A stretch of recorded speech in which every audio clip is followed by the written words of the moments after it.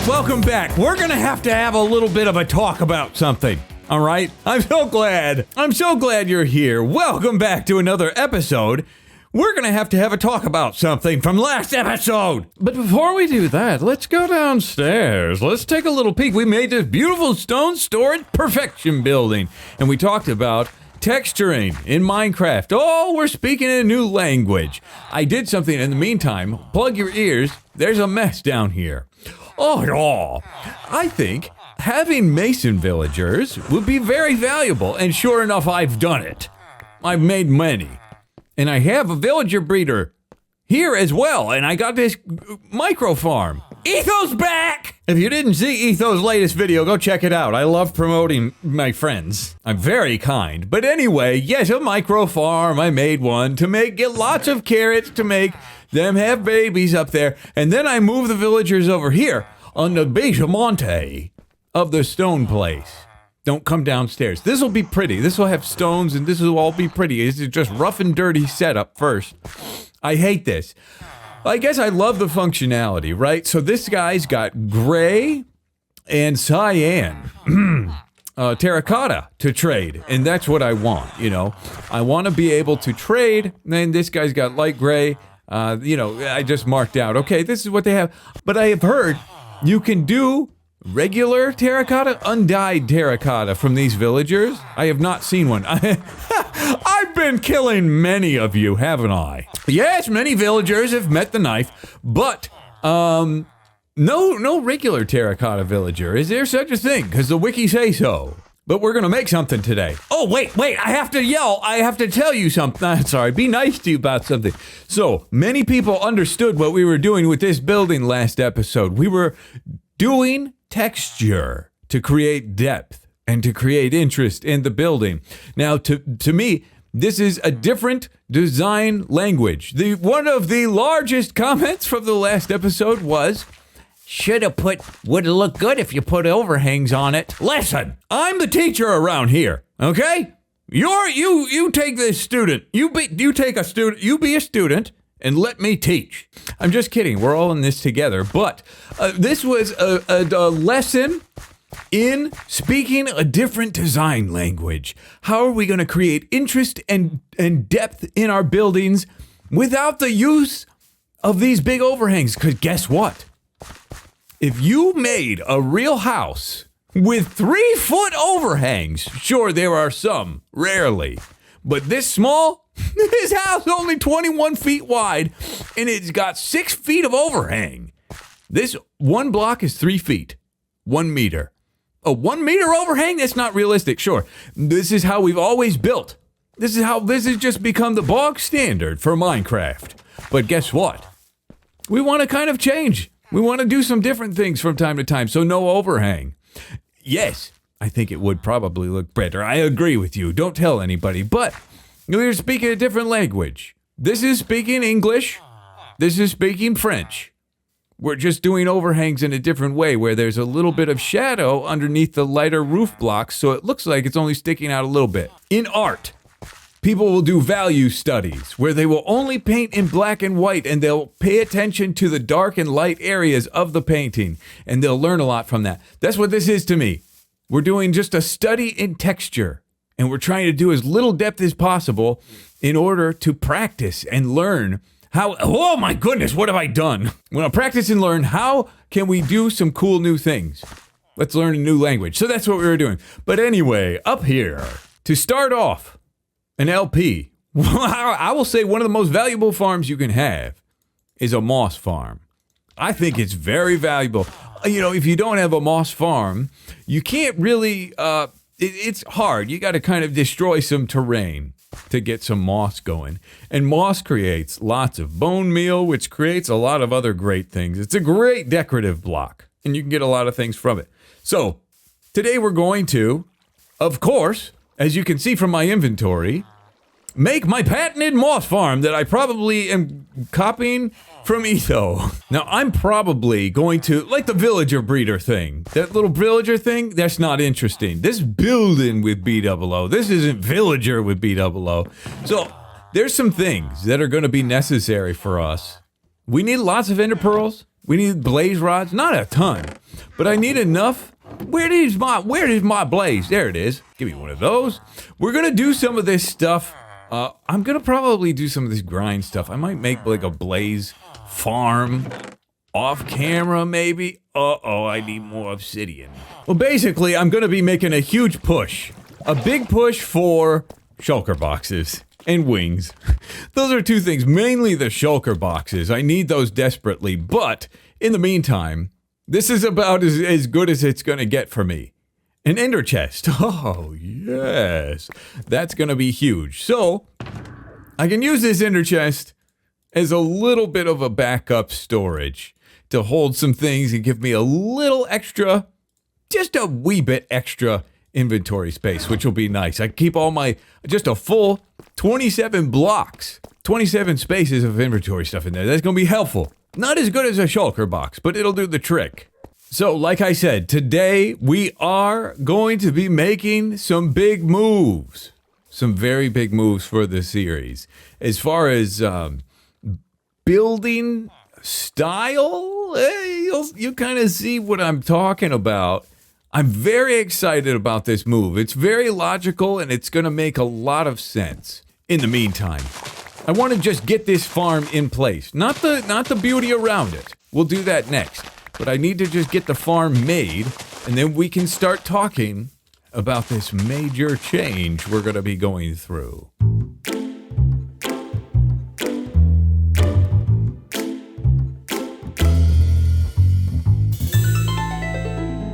All right, here we go.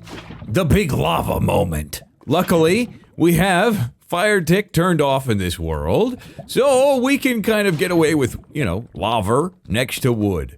So, that's good. I'm putting the lava in. Basically, I don't know if this is exactly... Etho didn't do no tutorial or anything on his farm, but I'm pretty sure I got it. I just remember looking at it in his video and thinking, I will make that myself.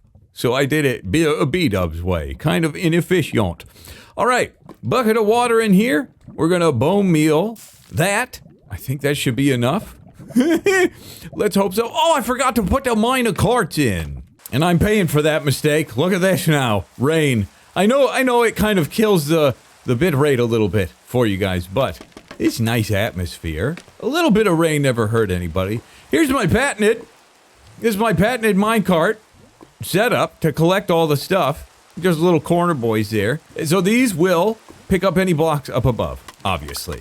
Now, I think we should be good. I gotta put some bone meal in here. There we go. Just enough to get it started. Okay.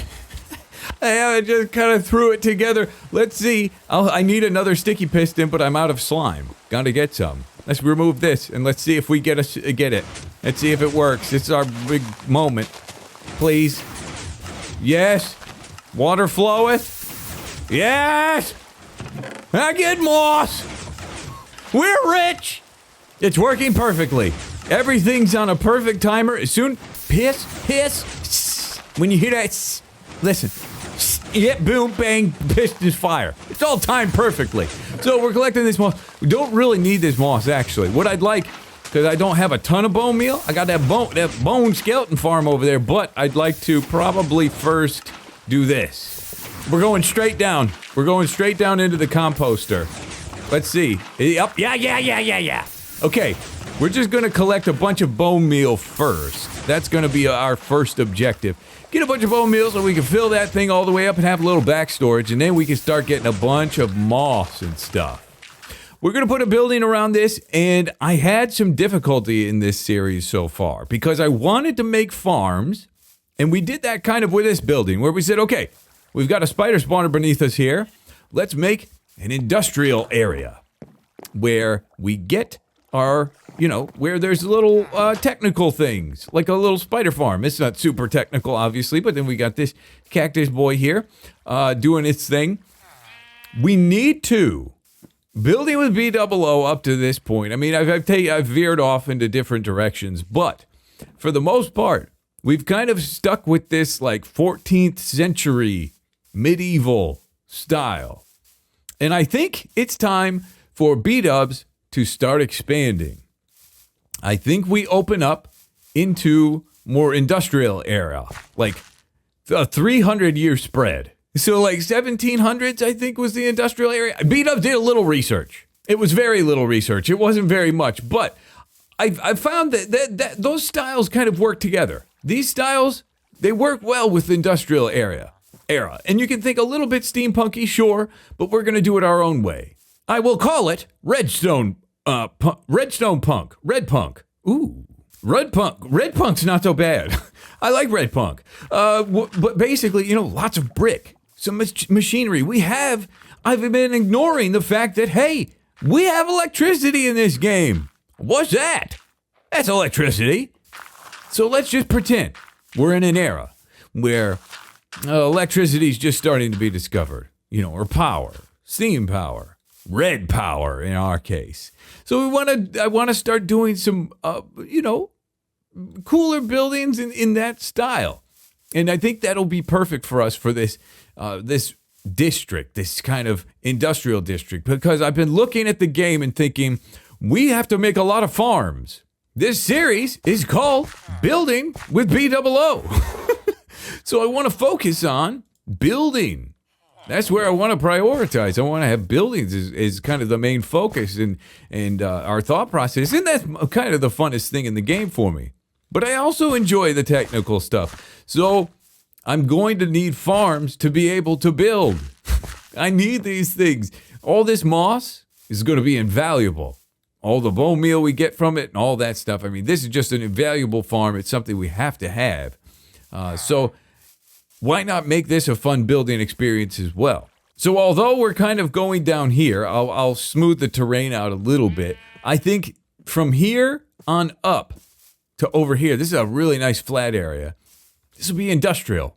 So lots of coarse dirt, which means, I need a lot of gravel, which probably means a piglin trading farm at some point. Lots of stuff, which means I need a gold farm for that. Yeah, there's a bunch of stuff we got to do. But I'm going to get started on this. This is going to be pretty square shape because the farm is square shape. But I think you guys are really going to enjoy this style. I'll try to explain some of it along the way.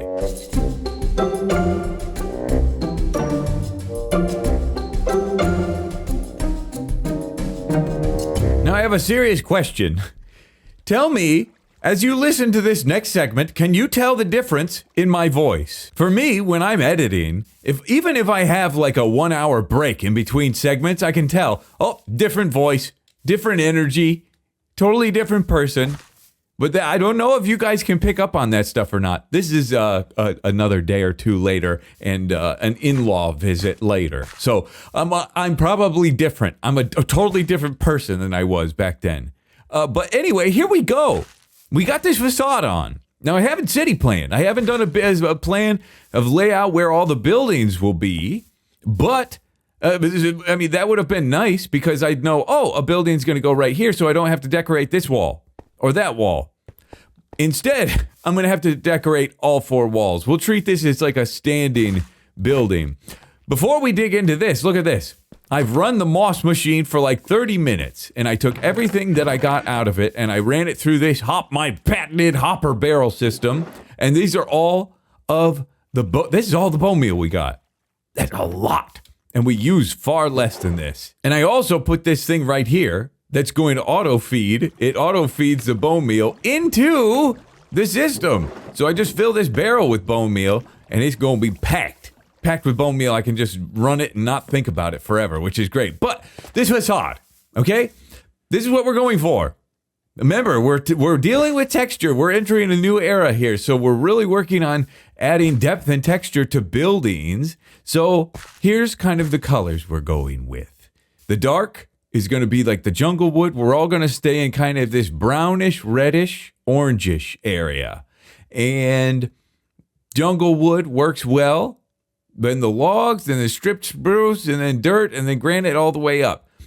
Additionally, in some cases, I'm going to put in a little bit of deep slate because from a distance, these are the same level, like value. They're maybe a different hue and color. Like this is not as reddish, yellowish, greenish as the jungle wood, but from a distance, they look similar. Same with the mossy cobblestone. So we're using that in some areas to get a little bit of freedom. Where we don't have any slabs or stairs, these colors. So this works. It works. Doing the same with glass.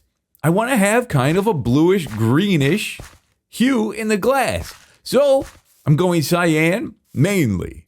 But then a very little bit of green from time to time. Like there, I think that's a green one there. Just to give a little hint, just a little dot of green, and then light gray. And then sometimes if I want heavy contrast to where it looks like, oh, this window's like busted up pretty bad, like up there, we're going to go with like white and gray. That's how we're doing it.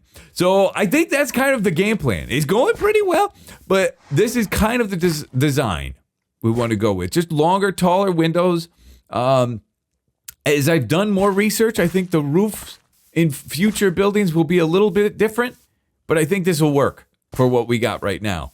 Anyway, since this is a moss building, I want to implement a little bit of moss and stuff and greenery. You'll see what I got in mind.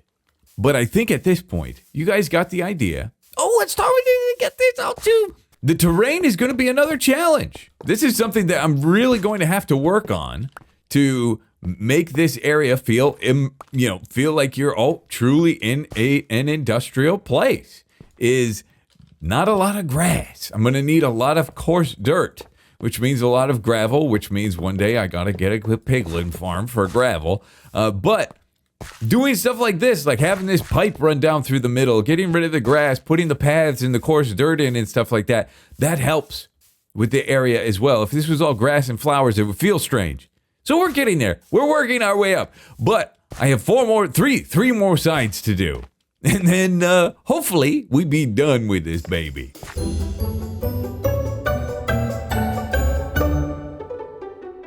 Okay, I'm all done building. But I want to show you something. I'm down going into my secret strip mine area.